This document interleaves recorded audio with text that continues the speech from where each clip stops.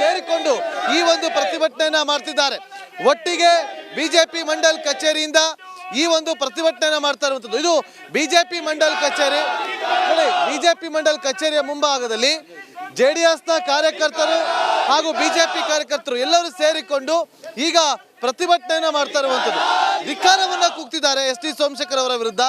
ನೋಡಿ, ಫೋಟೋವನ್ನು ಹಿಡಿದಿದ್ದಾರೆ, ಬಿಜೆಪಿ ಬಿಟ್ಟು ತೊಲಗಿ ಅಂತೇಳಿ. ನೋಡಿ, ಇವತ್ತು ಎಸ್ ಟಿ ಸೋಮಶೇಖರ್ ಅವರ ನಡೆ ಬಹಳ ಕುತೂಹಲ ಕೇಳಿಸಿದ್ದು ಇವತ್ತು. ಸರ್, ಈಗ ಎಸ್ ಟಿ ಸೋಮಶೇಖರ್ ಅವರ ನಡೆ ಯಾರು ಕೂಡ ಊಹೆ ಮಾಡೋದಕ್ಕಾಗೇ ಇರಲಿಲ್ಲ. ನೋಡಿ, ನಮಗೆ ರಾಜ್ಯದ ರಾಜ್ಯದ ಕಾರ್ಯಕರ್ತರಿಗೆ ಮತ್ತು ನಾಯಕರಿಗೆ ಹೇಗಿತ್ತು ಅಂತ ಗೊತ್ತಿಲ್ಲ.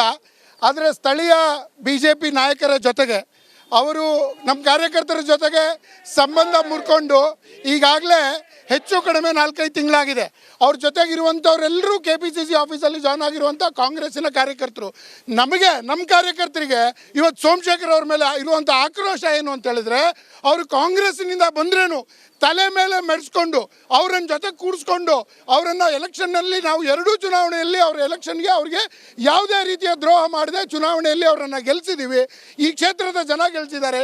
ಈ ಕ್ಷೇತ್ರದ ಜನ ಮುಂಬರುವ ದಿನಗಳಲ್ಲಿ ಈ ಥರದ ಪಕ್ಷದ್ರೋಹಿ ಮತ್ತು ಜನದ್ರೋಹಿ ಎಸ್ ಟಿ ಸೋಮಶೇಖರ್ ಅವರಿಗೆ ಸೋಲಿಸ್ತಾರೆ. ನಮ್ಮ ಆಗ್ರಹ ಏನು ಅಂತ ಹೇಳಿದರೆ, ನೀವು ಈ ಕೂಡಲೇ ನಿಮಗೇನಾದರೂ ಒಂದು ಸ್ವಲ್ಪ ಆದರೂ ಸ್ವಾಭಿಮಾನ ಇದ್ದರೆ ಪಕ್ಷವನ್ನು ಬಿಟ್ಟು ತೊಲಗಿ. ಇದು ನಮ್ಮ ಆಗ್ರಹ ಸೋಮಶೇಖರ್ ಅವರಿಗೆ.